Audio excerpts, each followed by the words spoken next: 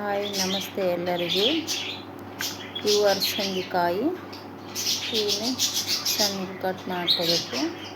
ಸಣ್ಣಗೆ ಅಂದರೆ ಜಾಸ್ತಿ ಸಣ್ಣಗೆ ಅಲ್ಲ, ಸ್ವಲ್ಪ ನಮಗೆ ಹೇಗೆ ಬೇಕೋ ಹಾಗೆ. ಉಳ್ಳಿಗಡ್ಡೆ, ಟೊಮ್ಯಾಟೊ, ಬೆಳ್ಳುಳ್ಳಿ, ಕೊತ್ತಂಬರಿ ಸೊಪ್ಪು, ಆನಂತರ ಕಡಾಯಿಯಲ್ಲಿ ಹಾಕಿ ಎಣ್ಣೆ ಹಾಕಿ ಹುರ್ಕೋಬೇಕು. ಇನ್ನು ಸ್ವಲ್ಪ ಕೆಂಪಗಾಗಬೇಕು. ಕೆಂಪಗಾಗಿ ಹುರ್ಕೊಂಡು ಈ ಥರ ಆಗಬೇಕು.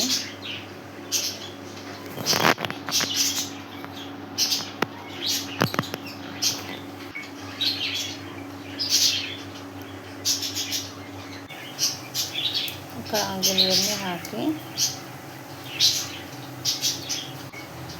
ಸಾಸಿವೆ,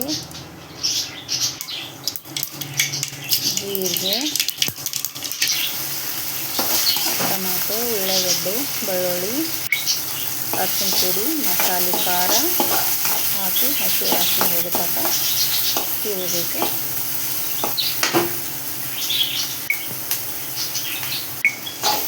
ಆನಂತರ ಹುರಿದು ಇಟ್ಕೊಂಡಿರುವ ಹಸಿಮೆಣಸಿನಕಾಯಿಯನ್ನು ಇದರಲ್ಲಿ ಹಾಕಿ ಇದಕ್ಕೆ ಉಪ್ಪು ಮತ್ತು ಕೊತ್ತಂಬರಿ ಸೊಪ್ಪು ಹಾಕಿ ಸ್ವಲ್ಪ ತಿರುಗಾಡಿ ಮೇಲೆ ಮುಚ್ಚಬೇಕು.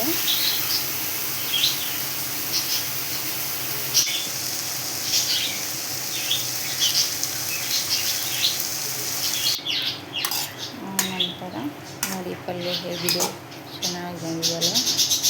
ಸಿಂಪಲ್, ಏನು ಮಸಾಲೆ ಏನು ಬೇಕಾಗಲ್ಲ.